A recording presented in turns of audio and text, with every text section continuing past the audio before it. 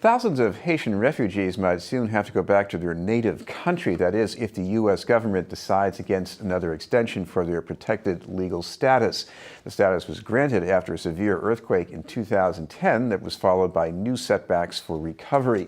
The Boston area has been one of the country's largest clusters of Haitian immigrants, and some of them are represented by the Janitors Union. We'd like to welcome the Vice President of 32BJ SEIU, Roxana Rivera. Thank you very much for being with us, Roxana. Thank you. First of all, talk about the people, the refugees that you know just from your work in the union. Yeah.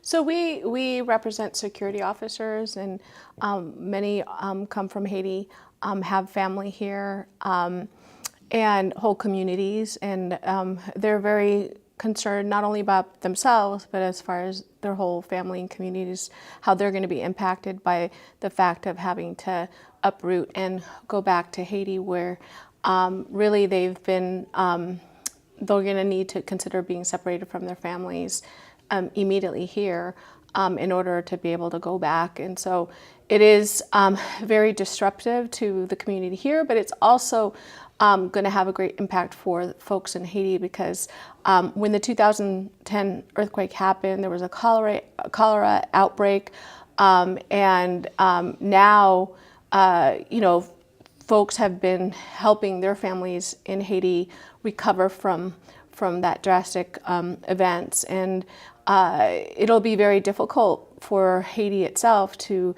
basically be able to recover from what happened, having to absorb all of that, not only the help that's going to stop for the folks the families that live there, but also the folks coming back into the country. And so, yeah.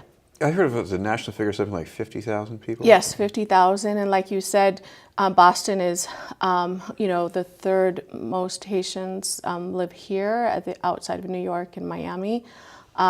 So, the Homeland Security Director, Secretary Kelly, is going to make a decision this week, we think on Thursday, about whether or not to extend this Haitian TPS, which has been extended, since 2010, and every 18 months, these individuals have had to come forward, have been fingerprinted and vetted each time.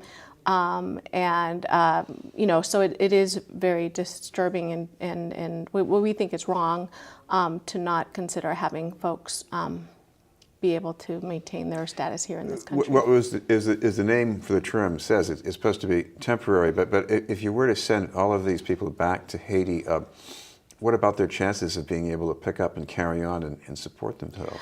Again, the country needs, because of what happened with the 2010 earthquake, because of the cholera outbreak, and then just a year ago there was another hurricane.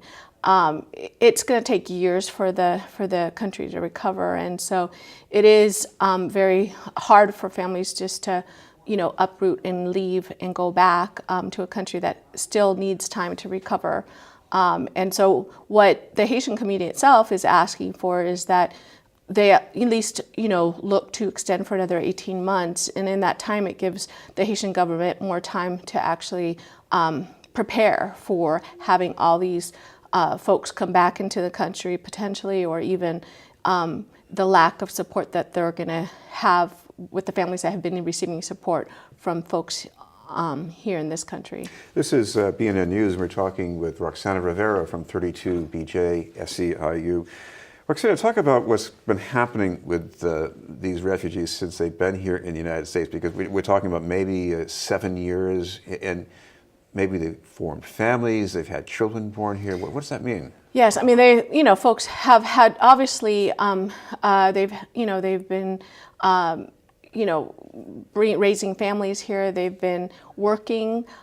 So we believe that it's going to have an impact on our economy and will hurt businesses with having that amount of folks just up and leave from one day to the next. The other issue is that they also have contributed, right, to our Social Security system, to our Medicare system. So, so U.S. stands to lose a lot of that investment from folks working here. And so we don't think it's good for Haiti, and we don't think it's good for the United States for this drastic action to be taken in this moment in time. And, again, I think the Haitian community and all of its supporters are asking that Secretary Kelly reconsider and extend for another 18 months. And in that time, it gives folks more time.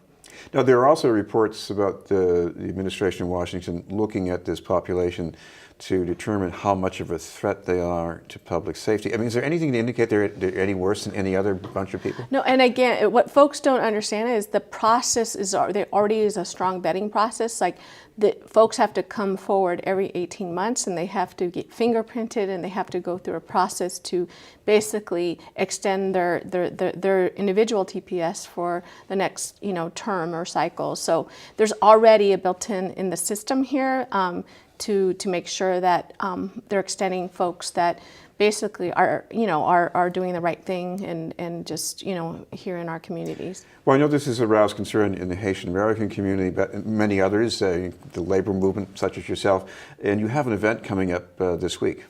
So yes, so the Haitians Americans United, which is an organization here, it's a national organization, but here in Boston, alongside Senator Linda Dorsini-Forey, and other allies such as our union, will be supporting an event tomorrow at the State House at 1:30. And the goal of that is really, we want our governor, Charlie Baker, to come out in support of extending the Haitian TPS, because it's really important for the state of Massachusetts, because we're as being a big hub of the Haitian community, we're going to stand to lose a lot, and as well as hurt so many people by this drastic action. What about the people leaving and, I guess, vacating jobs? I mean, I know some people in the immigration office say, well, these jobs will be easy to fill. But what do you think? I mean, some of the businesses have already come out saying how this is going to hurt their business to just have this number of people actually, get uprooted from their businesses. And so it's not so easy for businesses just to, do the turnaround. And so, again, this is another example of how a drastic move like this can really have some strong consequences for many, many, many parties. And this is another one of the events that really are going to impact our community. And speaking of consequences, it would seem that if they all had to go back, there would be a lot of money not going to families, relatives in Haiti, too. Yes, and that is, I think, for the Haitian government, that's just very, that's what they're saying is like, listen, we're trying to recover from all of what's happened here in regards to the earthquake and the hurricane and the cholera outbreak, that it would be devastating for them to have to basically lose that support. And again, it's, we as the United States will lose support because folks have been basically working and contributing to our social security system and Medicare and to our economy here. And so we have a lot to stand to lose. So we just don't think for either countries this is the way that, we should go in this moment in time. Thank you very much for being with us. Thank you. Roxana Rivera from 32BJ SEIU. We'll have more news in just a moment.